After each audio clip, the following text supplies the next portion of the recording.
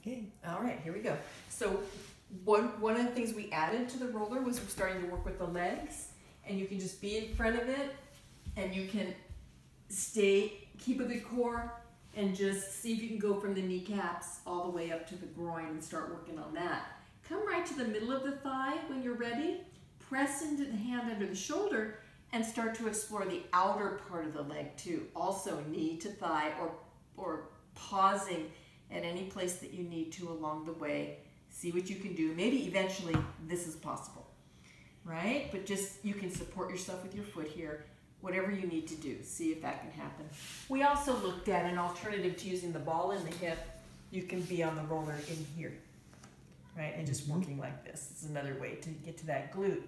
Now, we wanted to make sure when you were ready to rest, let that psoas rest a little bit. In constructive rest, it's not out here with the weight on the heels, and it's not here with the weight on the ball of the feet. See if you can find that place where it's pretty equal on the heel and the ball, and that's the place to rest in constructive rest. Just breathing and imagining that psoas resting back, especially on the exhale. We did a little pulsing too. That foot placement is more here, so the weight is on the heel, and you can create your own gentle pulsing. If you can relax the jaw, the head will get part of it, and you can just rest this way. Psoas just likes this way of resting. Did your breathing with pelvic motion? You look great with that.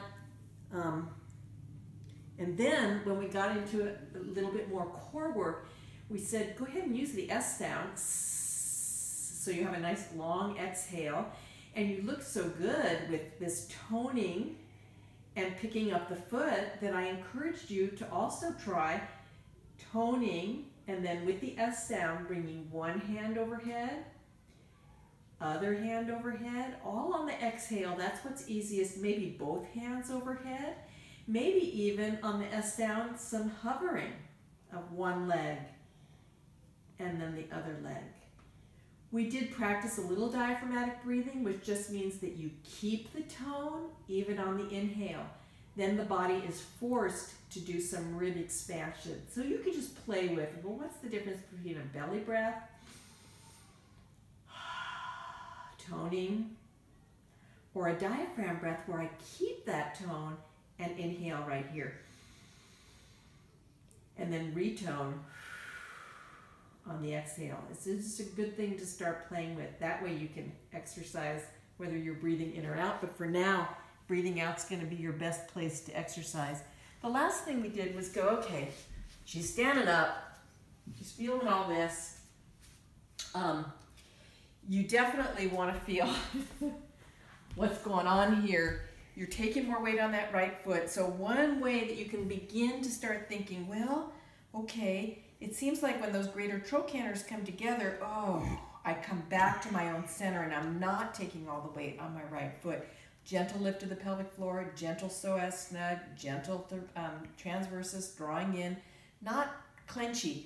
If the toes are out like this, you're going to use your glutes more, so see what you can do about paralleling up the outer borders of the feet. One cool reminder for this is those friggin' tennis balls, they can come right in there, and they're going to create the same sense of what we were talking about. So just play with that, brushing your teeth, putting dishes away, making your bed.